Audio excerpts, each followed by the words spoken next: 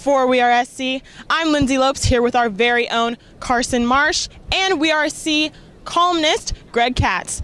It was a great day at the Spring Ball Showcase today. The Trojans were out here with great spirit, great excitement. We had the band out here. It was amazing. We're going to talk about the offense a little bit.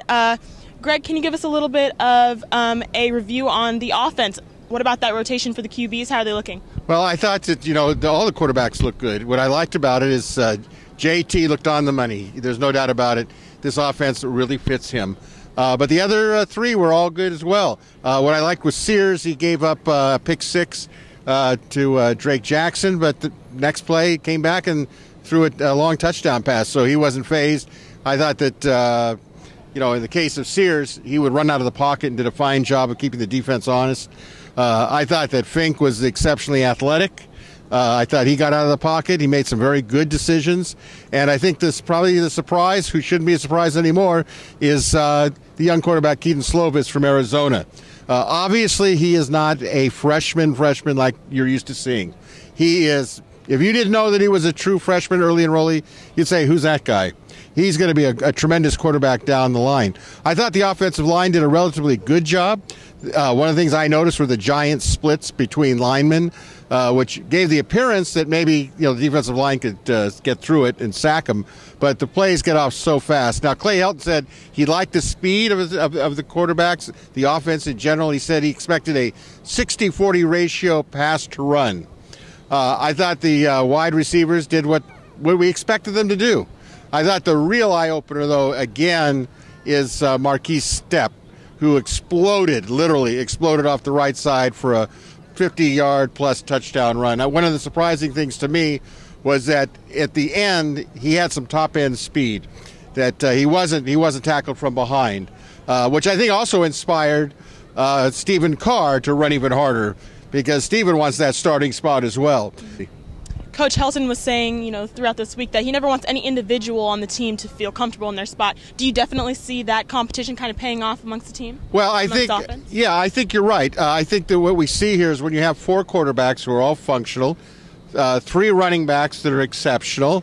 They're a little thin on the backups for the offensive line. Again, there was no Austin Jackson. He was back in Arizona on a personal issue. And then you had Jalen McKenzie at right tackle, who has a hyperextended AC in the shoulder. So you weren't really seeing the first line tackles, and I think SC's a little thin at the tackle position. But because of the way the offense executes, a lot of pressure I think has been taken off this offensive line, because quite frankly, it was an average to below average line last year. I think the key here is it's just the execution of the plays right now. It's the technique. We can worry about scores and all that other stuff, but they look organized. They actually do look more disciplined. But again, you don't know when there's 70,000 people in the Coliseum on national television and you make that false step, get an illegal procedure, do you get rattled? That's something that you don't know until the games are played. Yeah. Thanks so much, Greg. Let's move on to the defensive side. Carson, you were watching the defense out here today. How do you think that's looking, especially with a lot of switch-ups between the linebackers outside and middle? We have a lot of hurt people. We have not a lot of bodies on safety side. How are you reflecting from this? So I think today the defense was a very physical unit. They're hitting hard today. They were playing tough. One thing that stood out to me was the lack of penalties. Only 1 pass interference call today. Although the depth at cornerback and some of those positions where we have Talanoa out, he's going to get surgery, or he just had a successful surgery. Some of the younger guys are going to have to step in, but today was actually a good day for the defense. We saw Dominic Davis have a strip return for a touchdown off of Devin Williams on one play, and we saw EA Tenute, he had a big hit on Amon-Ra, and there was actually a lot of good play today that stood out to me. We saw a lot of man coverage and a lot of zone coverage, and we saw 4 different quarterbacks go in there today, and kind of 2 different defensive units kind of adapt to those quarterbacks. We saw we saw Drake Jackson with a pick six off of Jack Sears, which was like a one-handed, really athletic grab, return for a touchdown, which kind of just shows how disciplined this defense is and the talent we have on that side. So I would just say for this defense moving forward, it's more discipline and kind of getting to know the plays and kind of adjusting to this offense. But we don't know how they're going to adjust to different offenses down the stretch. So it's something to be seen.